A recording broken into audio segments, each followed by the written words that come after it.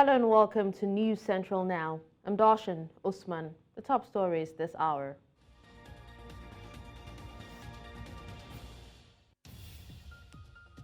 President Tinubu opens African Summit on Counter-Terrorism. Governor Aiyedatiwa emerges APC flag bearer for Ondo Guber poll. Kenyan police arrest Binance executive who fled Nigeria. Details of these stories and more shortly.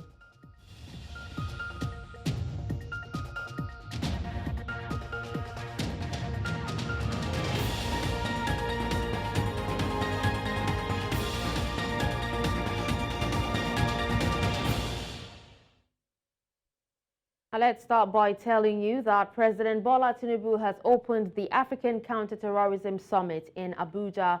Heads of state, government officials and representatives from international organizations have converged on Abuja for this crucial summit. The objective of the summit is to strengthen cooperation and redefine the global response to terrorism in Africa. Now, the summit aims to foster African-led solutions to the complex challenges posed by terrorism. The summit will provide a platform to review the nature and severity of the threat of terrorism on the continent and to agree on concrete strategic priorities and measures to address this scourge.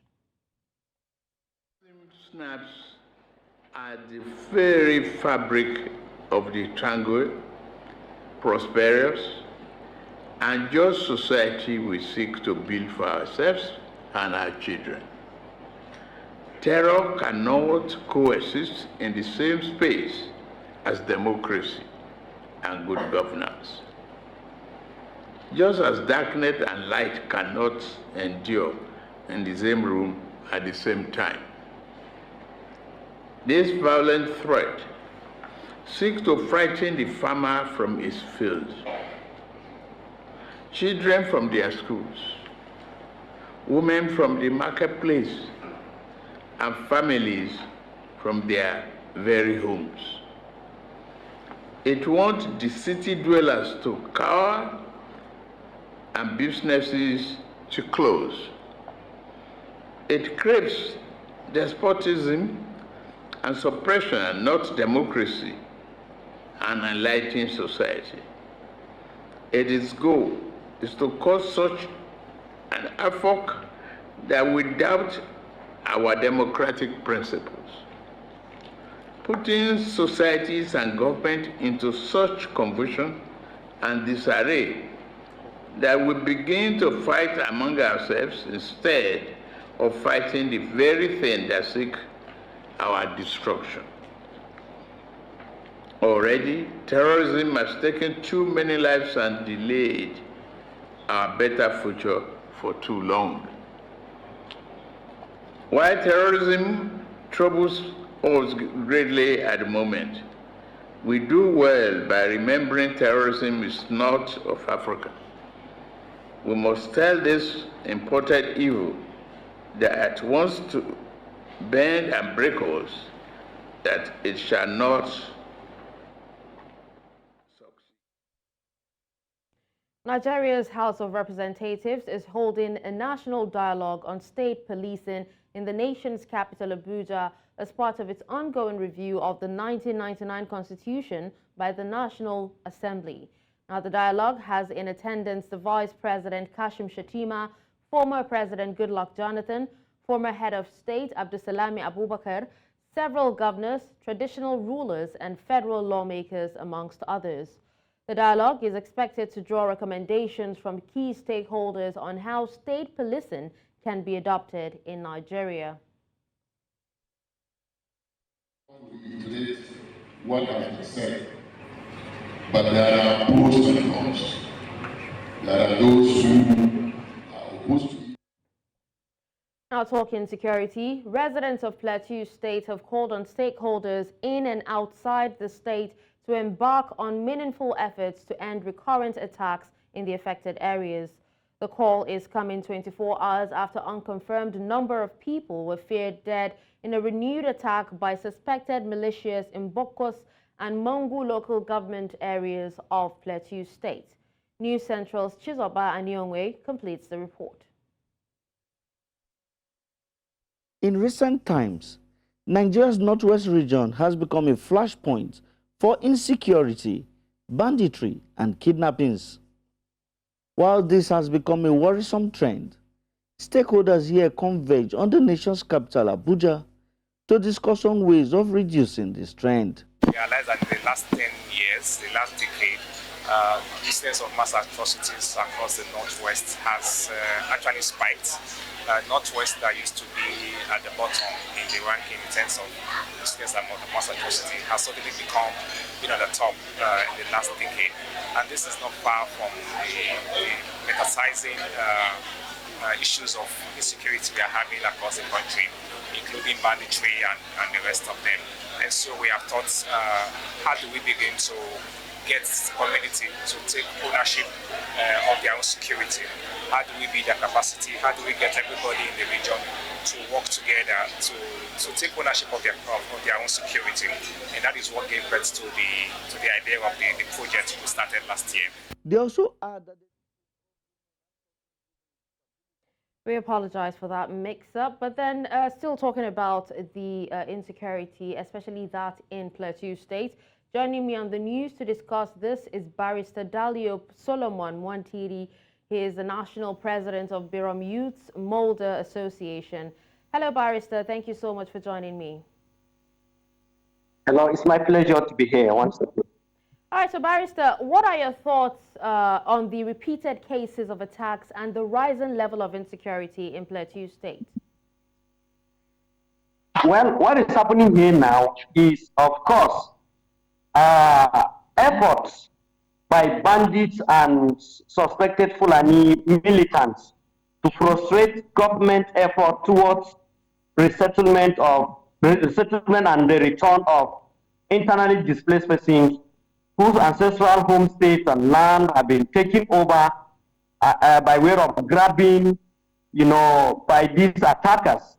And then, of course, 2 weeks ago, Plateau State government, had its committee, went around some of the affected villages, particularly those of Christmas Eve attack, so that it will ensure the safe return of the affected persons as well as the resumption of farming activities.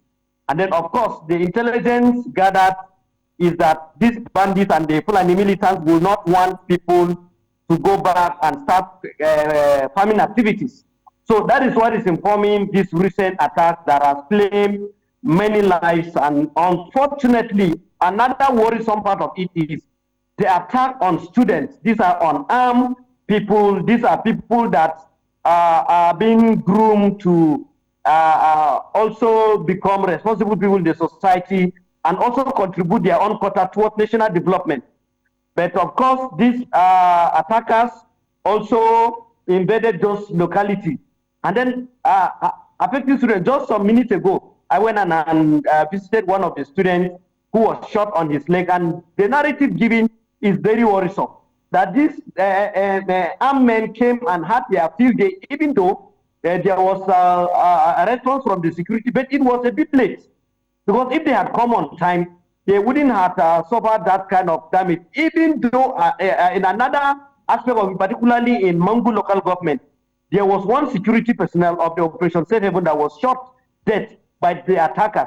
So it therefore means no one is spared. And if should this thing, continue without being, cut down, of course, it will make the food security of Nigeria, not only Plateau, at stake. All right, now, Mr. Dalio, these attacks have been consistent from the holiday season, that's from last year up until now. Now, there have been a clamor, and right now I think it's almost at the finishing stage of state policing. Do you agree that the call for state policing is a way to curb insecurity? Absolutely agree. In addition, not only state police, but there should also be local government police. So that because the state police will be at the state level, the local government police will also be at the local. So that whenever there is a situation like this, they could be like the first aid. Hello, Barrister.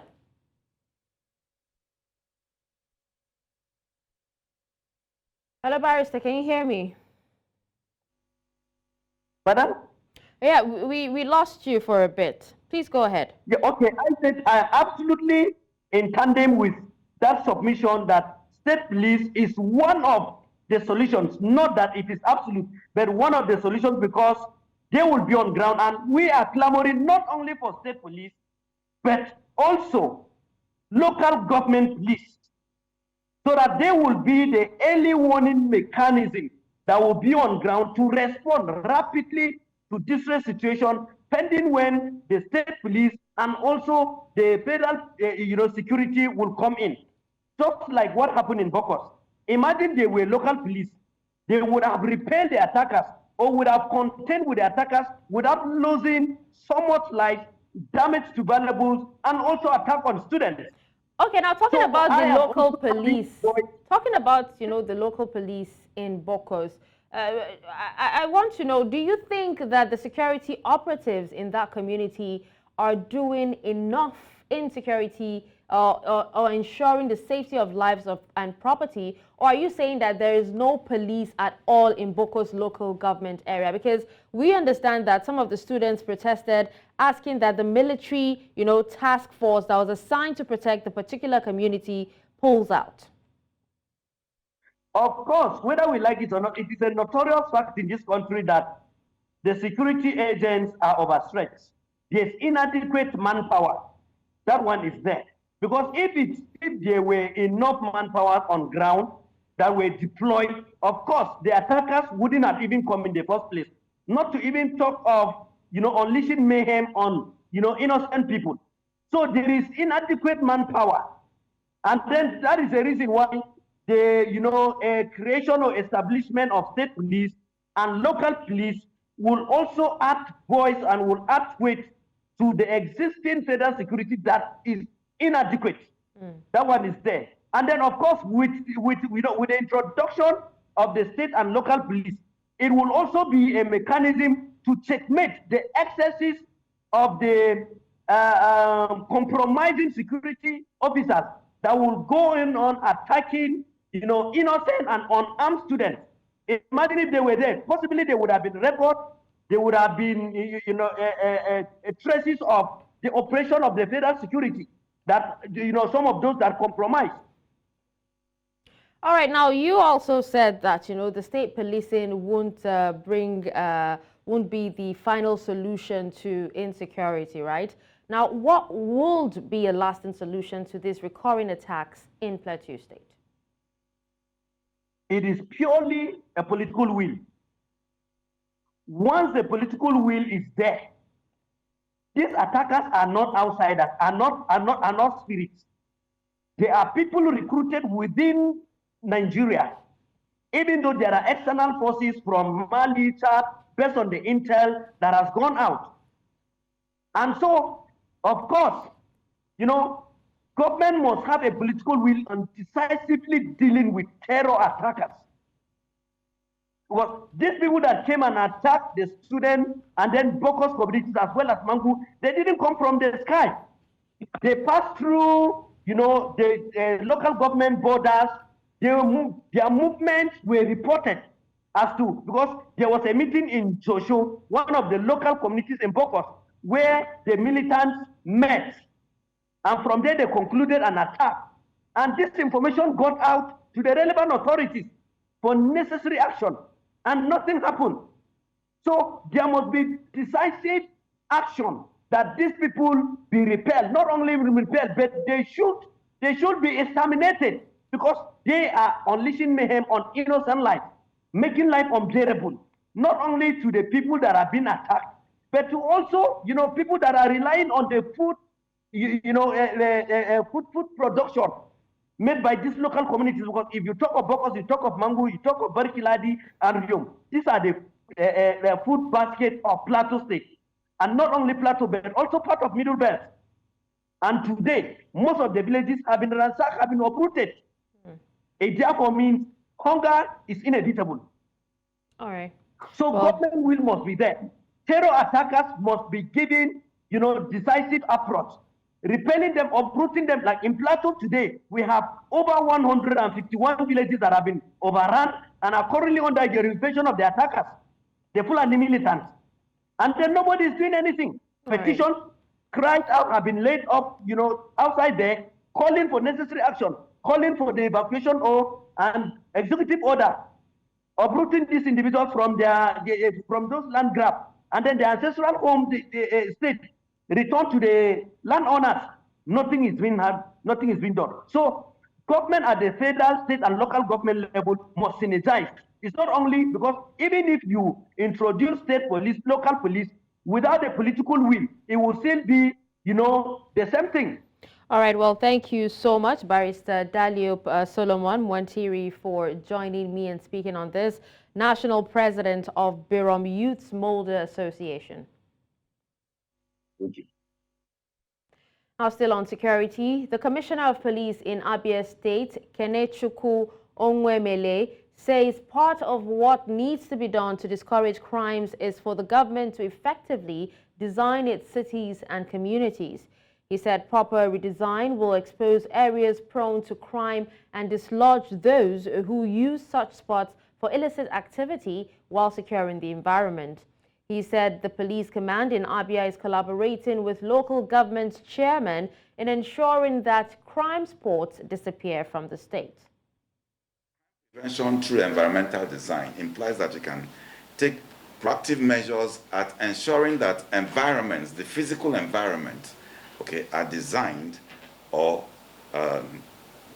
structured in such a manner that you prevent crimes. And it could include things like having the public to install CCTV cameras at their local businesses or even residential places, having the environments to be properly lit and so on.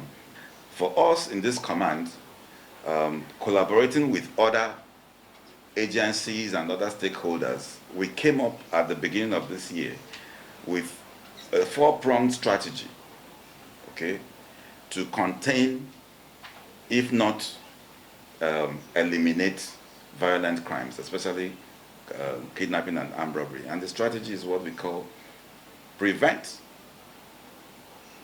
disrupt, detect, and delete. Tension reached a boiling point in Gusau, the Zamfara state capital, on Sunday as residents of Bini village in Maru local government area took to the streets in protest. Protesters, in a display of frustration, gathered in front of the Gusau government house gate, demanding immediate action from the state government in the face of persistent attacks by bandits in their community. They condemned the withdrawal of security personnel from their village amidst ongoing attacks by bandits. Now, according to residents, the withdrawal of security personnel from Bini village has left the communities vulnerable to attacks, forcing many residents to flee. The lawmaker representing Delta Central Senatorial District, Senator Ede Dafion, has called for the rehabilitation and effective management of the displaced people of Okwama community in Ewu Kingdom, Ughelli South local government area of the state. Now, he said at the consultative meeting with the people of his constituency on Sunday that the fact-finding mission of Governor Sheriff Oborewori, who visited Okwama on Saturday, has shown that the community is in bad condition and needs rehabilitation. Several indigents of Okwama fled into the bush in the aftermath of the March 14, 2024 killing of 17 army officers and soldiers on a peace mission over the Okwama-Okoloba communal crisis. The lawmaker also lauded the military for releasing the traditional ruler of Ewu Kingdom, Clement Ikolo, who was detained by the military authorities in Abuja over the incident. News Central now returns after the break. Welcome back and thank you for staying with us. Now, stakeholders in Nigeria have called for the integration of women and persons living with disabilities in the efforts to curb the rise in insecurity in Nigeria's northwest region. This was as they converged in Abuja reviewing the current situation, saying women can play a key role in the process, which has been proven in the past to bring results. Amadin Uyi reports. In recent times, Nigeria's northwest region has become a flashpoint for insecurity, banditry, and kidnappings. While this has become a worrisome trend, stakeholders here converge on the nation's capital, Abuja, to discuss on ways of reducing this trend. We realize that in the last 10 years, the last decade, incidents of mass atrocities across the northwest has actually spiked. Northwest that used to be at the bottom in the ranking in terms of incidents of mass atrocity has suddenly become at the top in the last decade. And this is not far from the metasizing issues of insecurity we are having across the country, including banditry and the rest of them. And so we have thought, how do we begin to get the community to take ownership of their own security? How do we build their capacity? How do we get everybody in the region to work together to take ownership of their own security? And that is what gave birth to the idea of the project we started last year. They also add that the need to involve women and persons living with disabilities in the peace-building process is key to achieving tangible results. Key things we set out to achieve was to see that we have more women involved in this peace-building process in the region, and I think we have really achieved that. Now we see more women being in the discussion table in terms of how to provide solutions to the insecurity challenge in the region. And the other thing we set out to achieve was to build that trust between the community and the law enforcement agents, because the law enforcement agents have been talking about them not getting the required information they need to deal with these issues. When you're looking at women participation in peace, it is the most important thing. That is the gap that we are having in the society now, because we think peace is coming from the masculine angle. Peace is feminine, because every man that becomes man today comes from a home. Is a product of a woman. So if the mother is not peaceful, the upbringing is faulty, then which means that man out there can never be peaceful. The project is being conducted by international human rights organization, Global Rights, and has called for a community-led approach to achieving peace and ending insecurity. In Abuja for News Central, I am Amadin Uyi. Now let's head to politics, where the All Progressives Congress Primary Election Committee, headed by the Governor of Kogi State, Usman Ododo, has declared the Governor of Ondo State, Lucky Aiyedatiwa, as the winner of the just concluded All Progressives Congress Party primary ahead of the November 16 governorship polls in the state. Now, Aiyedatiwa, who emerged as governor of the state following the demise of his boss, late former Governor Oluwarotimi Akeredolu, defeated 15 other candidates to clinch the ticket of the party ahead of the November 16 governorship election in the state. Governor Aiyedatiwa polled 48,569 votes to defeat his closest contender, Mayowa Akinfolari, who secured the second position with 15,343 votes, while Olushola Oke finished third with 14,915, and Jimo Ibrahim scored 9,456 in the fourth position.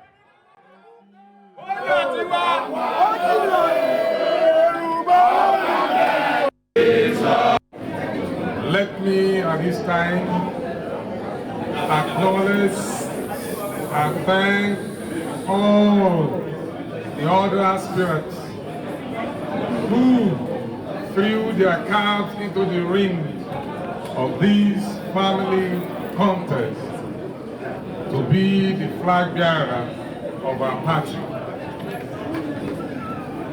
All the aspirants I'm talking about: Honorable Mayowa Akinfolari, Chief Olushola Oke, Messian, Senator Jimo Ibrahim, CFR, Mr. Wale Akinteriwa,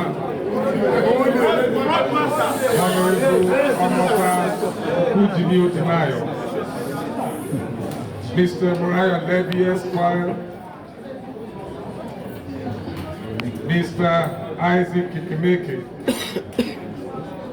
Mr. Olusodia Ilawu, Mrs. Wahid Adekoja Fumilayo, Mr. Omuyeye Olamide Felix, Professor Dayo Faduile, Engineer Folakemi Adegoroye, Engineer Ifeoluwa Oyedele. Gbogbo wọn ló fẹ́ yá jílẹ̀.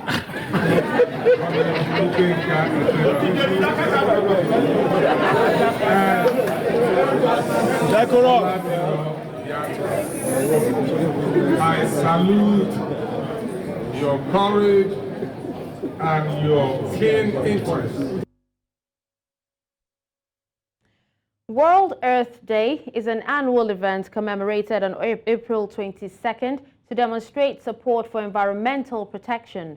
Now first held on April 22nd, 1970, it now includes a wide range of events coordinated globally by 1 billion people in more than 193 countries.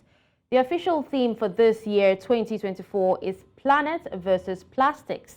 News Central's Bettina Ughelli reports. Lagos, Nigeria, one of the largest and fastest growing cities in Africa, grapples with the challenges of plastic pollution.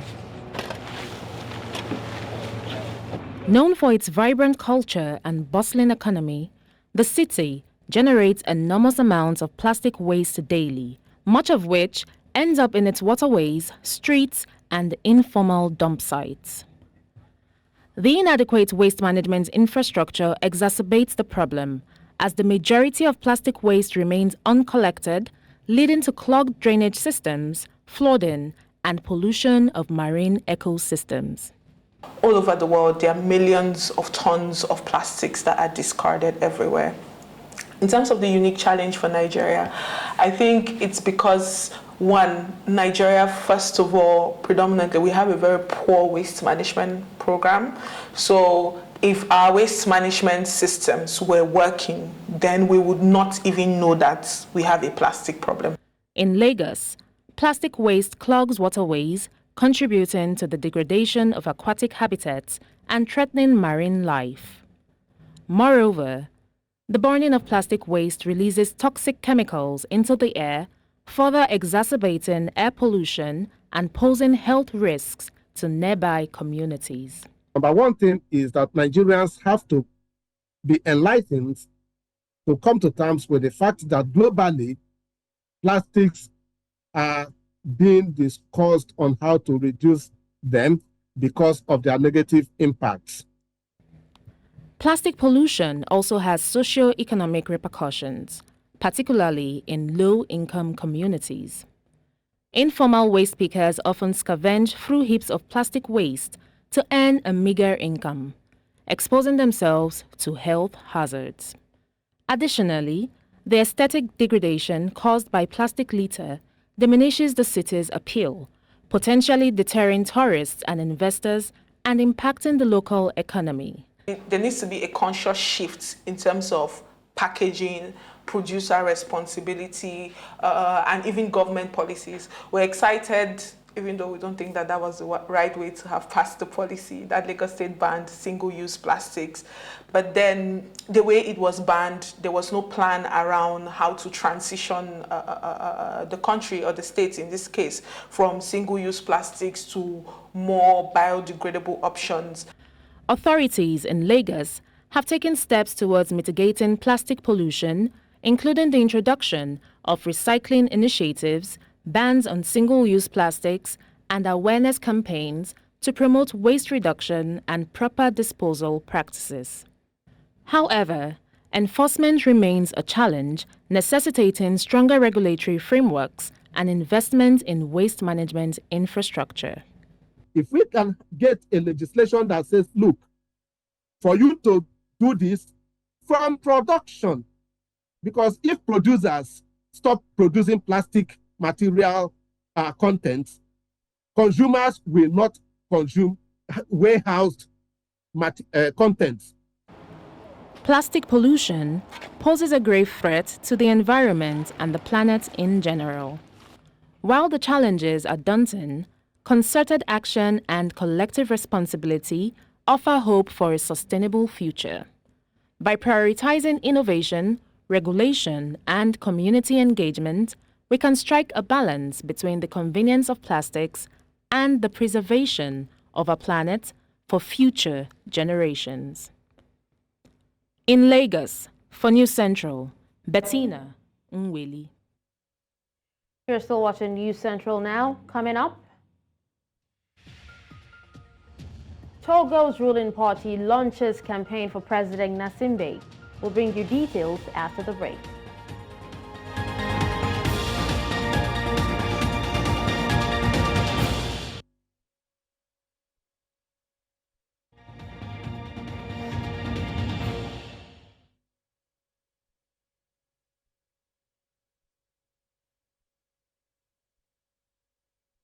Now the news continues in West Africa, where activists and supporters of Togo's ruling Union pour la République party gathered in the capital Lomé on Sunday to show support for President Faure Nasimbe. Now Togo's ruling party began its campaign ahead of legislative and regional elections due to take place on April 29th. On Friday, a new constitution for the West African nation was definitively adopted by the country's National Assembly. The opposition called for the mobilization of Togolese citizens against the regime of Faure Nasimbe as a show of unacceptance of the new constitution. Vous allez voir qu'il y a eu une forte mobilisation malgré la pluie. Les gens sont restés dans la pluie pour écouter le message et pour prendre l'engagement de bien voter et de voter unir pour le 29 avril. Nous sommes très confiants parce que depuis plus d'une semaine, nous sommes sur le terrain. Nous avons rencontré des populations très sereines qui sont prêtes à aller voter le 29 et à voter pour le parti unir. Donc c'est en toute sérénité, en toute confiance que nous allons à cette élection. Nous connaissons tous que le régime parlementaire n'est pas antidémocratique. Pourquoi ne pas l'expérimenter? Nous voulons l'expérimenter, nous connaissons ses avantages et nous pensons qu'avec la participation de tous Now, a group of Zimbabwean experts living in South Africa gathered over the weekend in celebration of the 44th anniversary of Zimbabwe's independence from British colonial rule. This day marks not just the end of colonial rule, but also the birth of a nation that has shown resilience, strength, and a rich culture. Zimbabweans across the globe use this day to reflect on their journey, triumphs, and challenges, and then hope for a better future for all. News Central's Bongani Siziba reports.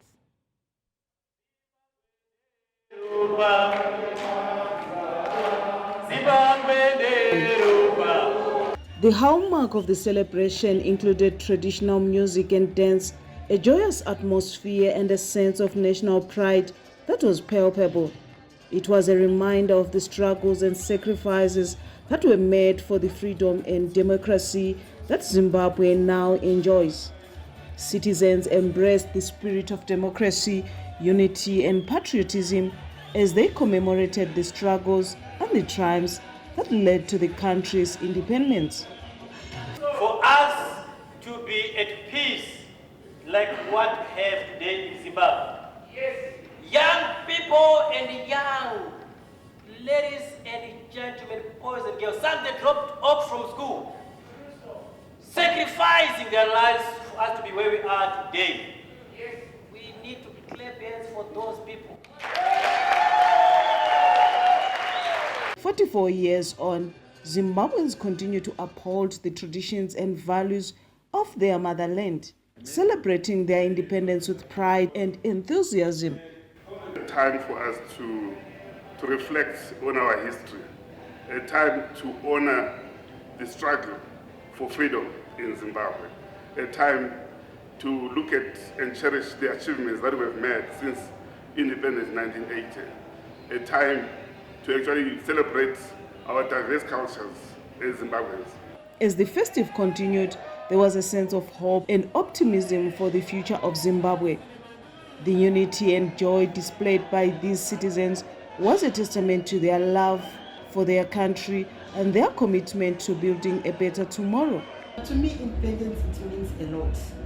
For me to be where I am today, it is because of those people who have managed to go for war and they sacrificed their lives and their families and went to fight against the imperialism, against those people who came to colonize us as Zimbabweans.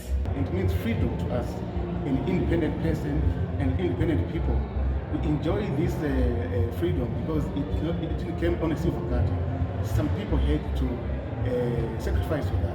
As you all know that we had to go through centuries of fighting with imperialism to win this independence. As the celebrations came to a close, it was clear that the spirit of independence and democracy was alive and well in the hearts of many Zimbabweans, both at home and abroad. In Pretoria, News Central,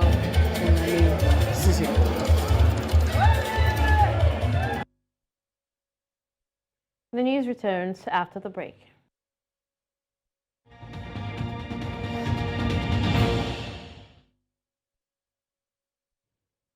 In other news from around the world, at least 5 rockets were launched from Iraq's town of Zamar towards a U.S. military base in northeastern Syria on Sunday. The attack against U.S. forces is the first since early February, when Iranian-backed groups in Iraq stopped their attacks against U.S. troops. It comes a day after Iraqi Prime Minister Mohammed Shia al-Sudani returned from a visit to the United States, where he met with President Joe Biden at the White House. A post on a Telegram group affiliated with Kataib Hezbollah said armed factions in Iraq had decided to resume attacks after a near 3-month pause, after seeing little progress on talks to end the U.S.-led military coalition in the country. The U.S. official, speaking on the condition of anonymity, said more than 5 rockets were fired from Iraq towards troops at the coalition base in Rumailin, Syria, but no U.S. personnel were injured.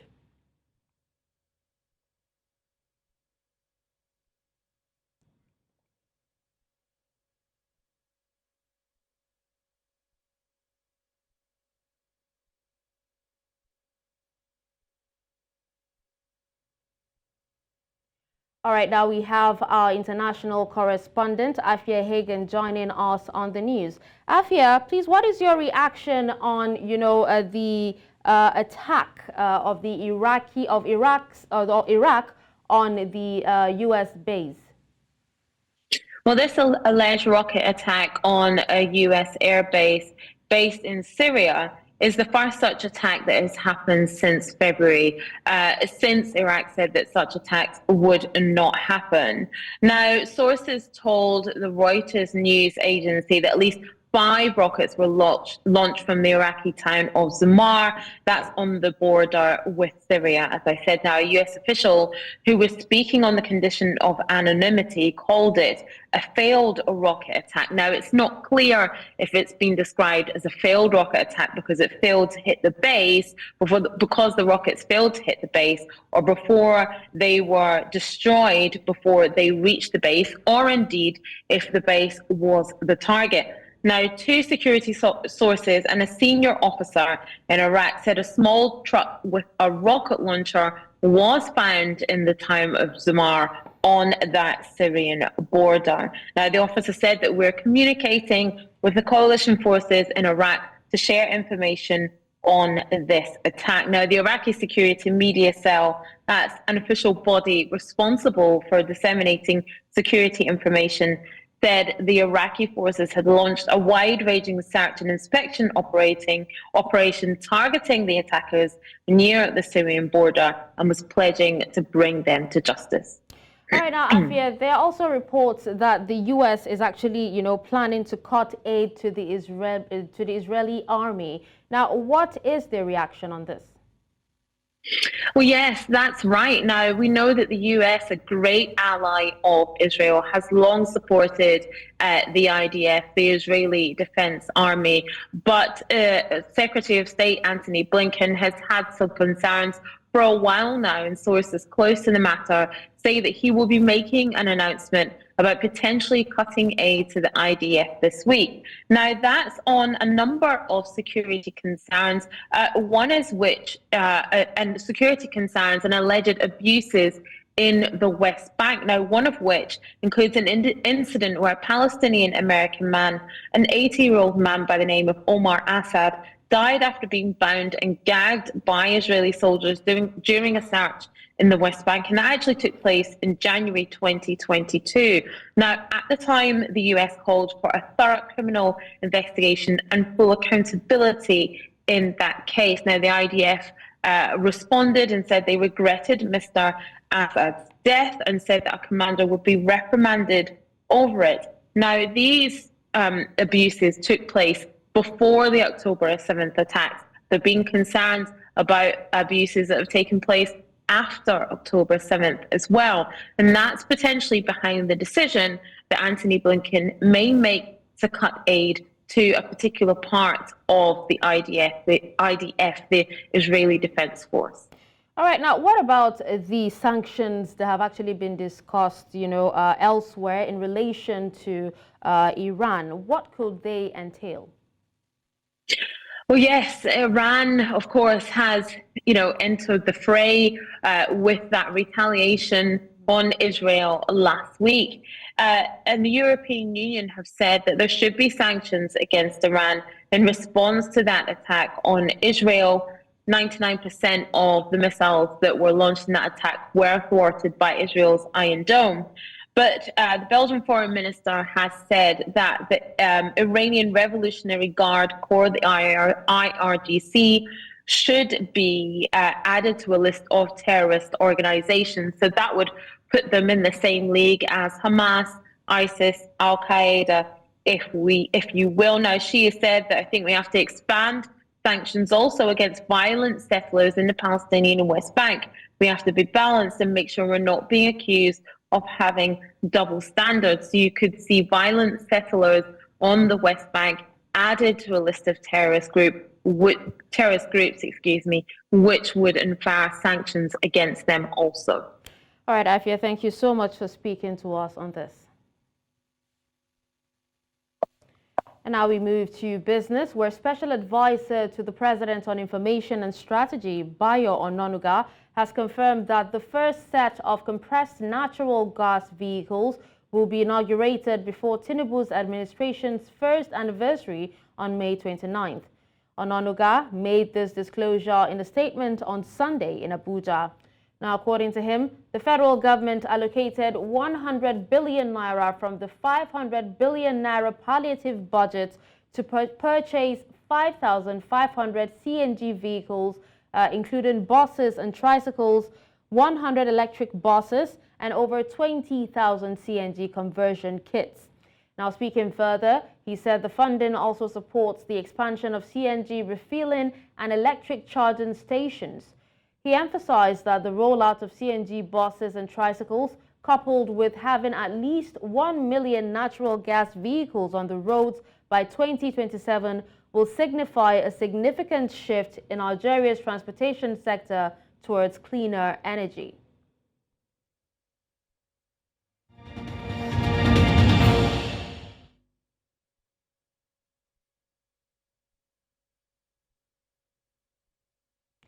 Now, in the world of sports, Rangers concluded a tumultuous week on a positive note as Cyril Desir's netted twice in the 2-0 triumph over Hearts, setting the stage for a Scottish Cup final clash against Celtic. Manager Philippe Clement had urged a response from his Rangers squad in the semi-final following a stretch of 3 winless matches, which had seen them fall 3 points behind their old firm rivals in the title race. This provided the perfect start for the Ibrox outfit at Hampden by slotting home a low shot past Craig Gordon within 5 minutes of kickoff. Despite Hertz's attempts, including missed opportunities, he ensured Rangers' place in the first Old Firm Scottish Cup final in over 2 decades with a late second goal. Atalanta clinched a 2-1 win over Monza, claiming 3 crucial points in their bid for European qualification. And that's all at this hour. But before we go, let's take another look at some of our top stories.